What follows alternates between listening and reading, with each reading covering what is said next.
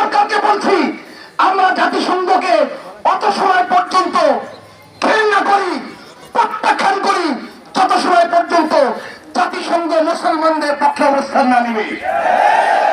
পরিষ্কার ভাবে বলছি, আমরা শান্তিকামী মানুষ, শান্তিপ্রিয় মানুষ, শান্ত অবস্থায় আছি।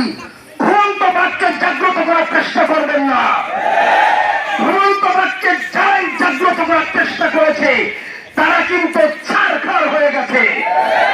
সুতরাং আমাদের সকল যুবককে গাছাগুল হিংসহ যত ধরনের কর্মসূচি সামনে আসবে সেই যুদ্ধের জন্য প্রস্তুতি গ্রহণ করতে হবে। যুবকরা রাজি আছো তো? রাজি আছো? পানি দিয়ে হাত ধোয়া নয়, প্রয়োজনে রক্ত দিয়ে হাত ধোবো। ফিলিস্তিনের মুসলমানদের পাশে আমরা সদা আছি, থাকবো ইনশাআল্লাহ। পরিশেষে একটি কথা বলে দেখতে চাই, ইউরোপ সরকারের প্রতি আহ্বান, আপনাকে কিন্তু বিভিন্ন সংগঠন, বিভিন্ন দাবি নিয়ে আপনার কাছে বিভিন্ন সভা সমাবেশ মিছিল করতেছে।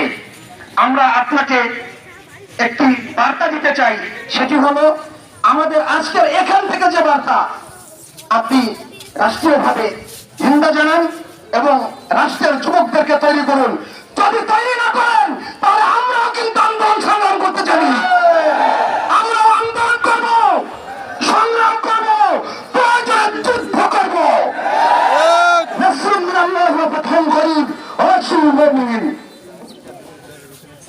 আপনারা জানেন গত কয়েক বছর আগে আমাদের পার্শ্ববর্তী রাষ্ট্র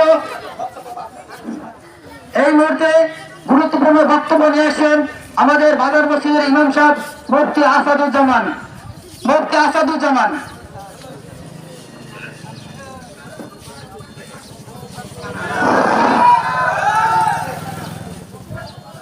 আমরা একটু শান্ত হই, সবাই শান্ত হই, একটু শান্ত হই, বলবে মুরব্বী ইনশাআল্লাহ। নাহমাদুহু ওয়া নুসাল্লি আলা রাসূলিহিল কারীম, আম্মা বাদ, আউযু বিল্লাহি মিনাশ শাইতানির রাজীম, বিসমিল্লাহির রহমানির রহিম, ইন্না ফাতাহনা লাকা ফাতহাম মুবিনা। উপস্থিত তৌহিদি জনতা, ফিলিস্তিনের গাজায় ঘুমন্ত শিশু এবং মাজলুম মুসলমানের উপর যে নির্মম হত্যা এবং হামলা করা হয়েছে, এর কারণে সারা বিশ্বের মুসলমানের হৃদয় রক্তক্ষরণ হয়েছে। কিন্তু শুধুমাত্র হৃদয় রক্তক্ষরণ করে বসে থাকলে হবে না। আমাদের মুসলমান ভাইয়েরা যেখানে শাহাদাত বরণ করেছেন, প্রয়োজন হলে আমাদের যুবক ভাইদেরকে নিয়ে ফিলিস্তিনের গাজায় যদি আমাদের সমর্থন হয়, আমরা সেখানে গিয়ে আমাদের ভাইদের পাশে গিয়ে দাঁড়াবো এবং সরকারকে উদারত আহ্বান জানাবো, এদেশের যত যুবক সমাজ আছে এদেরকে প্রস্তুত করে মুসলমানদের পাশে দাঁড়ানোর ব্যবস্থা করে দিন। এবং পরিশেষে বলতে চাই, শুধুমাত্র নিন্দা জানাইয়া আর রক্তক্ষরণ করলে কাম হবে না। আমাদের হাতে যে ক্ষমতা আছে, আমাদের ভাইরা বলে দিয়েছেন, ইসরায়েলি যত পণ্য আছে আজ থেকে আমরা প্রতিজ্ঞা করি কেউ আমরা এই পণ্য ব্যবহার করবো না। ওমা তৌফিকি ইল্লা বিল্লাহ। এ পর্যায়ে আজকের সমাপনী বক্তব্য প্রদান করবেন নগরকান্দার কৃতি সন্তান, বাতিলের বিরুদ্ধে বলিষ্ঠ কণ্ঠস্বর, বাতিলের মোকাবেলায় বলিষ্ঠ কণ্ঠস্বর জনাব হযরত মাওলানা মুফতি ইসমাতুল্লাহ কাসেমী দামাত বরকাতুহুম, তার সমাপনী বক্তব্য প্রদান করবেন।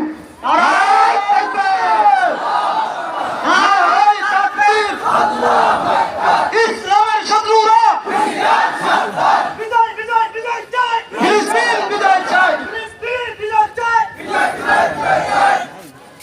الحمد لله وكفى وسلام على عباده الذين اصطفى، ما بعد، ما لكم لا تقاتلون في سبيل الله، الآية، صدق الله العظيم। আজকের এই প্রতিবাদ সভার মুআজ্জাজ উলামা ইকরাম, তরুণ নওজওয়ান যুব সমাজ, ইসলাম প্রিয় তৌহিদি জনতা, সংগ্রামী ভাইয়েরা আমার, আমরা এখান থেকে আওয়াজ তুলব, সেই আওয়াজের ধাক্কা ফিলিস্তিনের মুসলমানদের পক্ষে ইসরায়েলের উপরে গিয়ে পড়বে। মুসলমানের আওয়াজ বৃথা যায় না। আমরা জানি যখন মানুষ সীমা লঙ্ঘন করে, তখন আল্লাহ পাকের কুদরতি সাহায্য আসে। বলতেছিলাম উই পোকা কখন মারা যায়? যখন তার পাখা গজায়। ইসরায়েলের এবং আমেরিকার পাখা গজিয়েছে, অতি সত্তর ধ্বংস হবে, কোন সন্দেহ নাই। সাহায্য করবেন আল্লাহ পাক। আজকে আমেরিকা তোমার লজ্জা হয় না?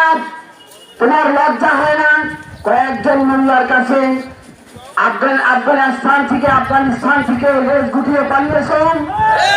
ঠিক এইভাবে ইসরায়েলকে সারা বিশ্ব থেকে পালাইতে হবে। ইসরায়েলের নামের মানচিত্র মুছে দেবে সারা পৃথিবীর মুসলমান। সুতরাং আল্লাহ পাকের সাহায্য সন্নিকটে। আমরা আশাবাদী আল্লাহ পাক অবশ্যই সাহায্য করবেন। আমরা আমাদের ইমানের দায়িত্ব পালন করব।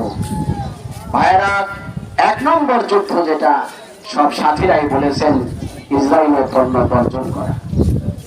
ভারত এবং ইসরায়েল একই সুতায় গাঁথা, সুতরাং ভারতের পণ্য বর্জন করতে হবে এবং ভারতের বিরুদ্ধে আমাদের যতটুকু শক্তি আছে সবটুকু শক্তি ভারতের বিরুদ্ধে নিয়ে দাঁড়াতে হবে।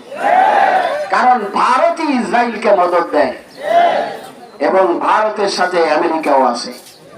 এই জন্য ভাইয়েরা, 1 নাম্বার তো আমরা তাদের পণ্য বর্জন করব, তবে সেটা যেন কোনো অন্যায় পথে না হয়। কেউ বলছেন যে ডিলারদের গাড়ি আমরা পুড়াইয়া দেব। ভাই, এই কথা আমরা সমর্থন করি না। কারণ ওই গাড়িটা হয়তো আপনার নগরকান্দার কোনো মুসলমান ভাই, আপনি তাকে বুঝাইয়া বলেন এটা আপনি বয়কট করেন, এমনিই বন্ধ হয়ে যাবে। আপনি বাজার থেকে কিনবেন আর ডিলার বেটার গাড়ি পুড়াইবেন, এটা তো হয় না। আপনি বাজার থেকে কেনা বন্ধ করেন, অটোমেটিকলি সে মাল নিয়ে আর আসবে না, বিক্রি না হলে আসবে না সে। এজন্য আমরা কোনো অশান্তি কিছু সৃষ্টি করতে চাই না। আমরা চেষ্টা করব সবাই মিলে যে আমরা এই পণ্য বর্জন করব। আর একটা কথা মহিলাদেরকে জানাই দেব, লিফলেট সব জায়গায় পৌঁছাবার চেষ্টা করবো, আওয়াজ পৌঁছাবো। 2 নম্বর কর্মসূচি যেটা সবচাইতে গুরুত্বপূর্ণ, রমজান শরীফ দোয়া কবুলের মাস। রমজান শরীফ দোয়া কবুলের মাস। রোজাদারের দোয়া ফেরত হয় না।